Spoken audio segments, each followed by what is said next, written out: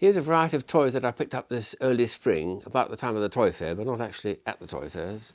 Here, for instance, some British artisans making some very, very nice little mini automatons. The giraffe reaches down to eat the tree.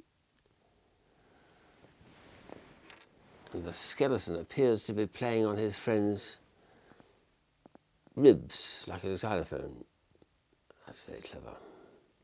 And so well detailed too. And the last one is a famous Robert Houdin trick, invented about 1890, I think. And it shows a tree which breaks up into blossom when you turn the thing. And then oranges appear. And then the trick, the final bit, was a lady's handkerchief that he'd previously taken suddenly appears in one of the oranges at the end. This is all done in miniature and extraordinary detail. The mechanism is just beautiful. And it's a trick well known amongst the magicians' circles as the famous orange tree trick of Robert Houdin. These are just beer mats, but I like the idea of having dingbats, as they're called, on the back of them. For instance, here we've got blood is thicker than water. They're well-known phrases very often, 6 feet underground. And this one other I'll show, breaking the ice. And this one I've only just got recently, it's he can't spell for toffees. There's 4 words for toffees there, none of them are correctly spelt. And there's other ones in the series, but they're all perfectly good coasters for your drink. At the same time, they're little brain teasers called dingbats. A comb with a slightly odd idea of having a little clip at the end so that it would clip into your breast pocket easily and wouldn't come out. I quite like the idea. Mine has fallen out occasionally, so I find that useful. And a real what's it for? This one here does that and does that. And the answer, of course, is it's a tea bag squeezer. You pick up a tea bag, put it in your cup, stir it for as long as you want the strength of the drink, then you squeeze it like that, and finally lift up to dump it in the bin. So a tea bag squeezer. This I have seen for some time, but I hadn't realised it's actually used for exercising the eyes. The tiny little pinholes in them.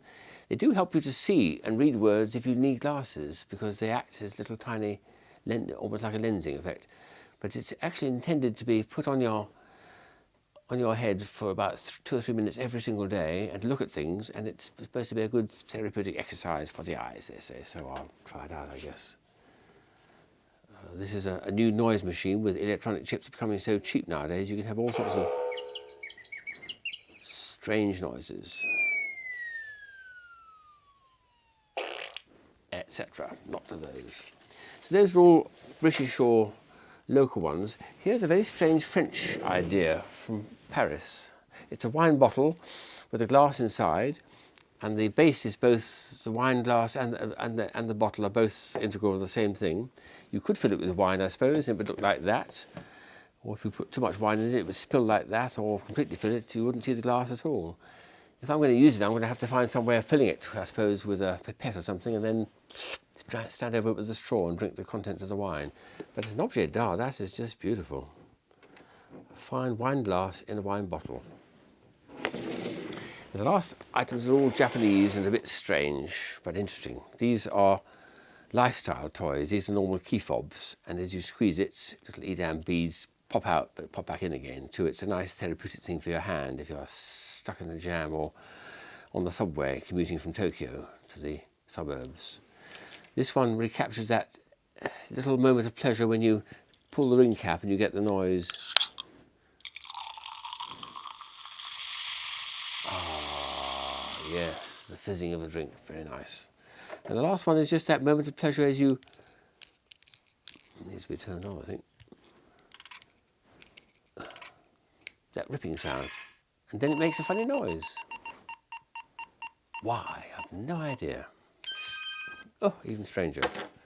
And the last item from Japan is packaging for something I know very well but could not recognise it in this form. It's a series of little shapes which look as though they'd be difficult to put back in again, and they are. But would you believe that these are all actually flick books? So each one of them can be picked up, the pages flicked open like that, and turns into a perfectly well-functioning flick book. And then you've got to find some way of getting them back in again into the correct order, otherwise they won't fit back in the box again. What a strange idea the Japanese come up with. So there we are, that's some of the stuff from this spring around the toy fair, but not actually at the toy fairs themselves.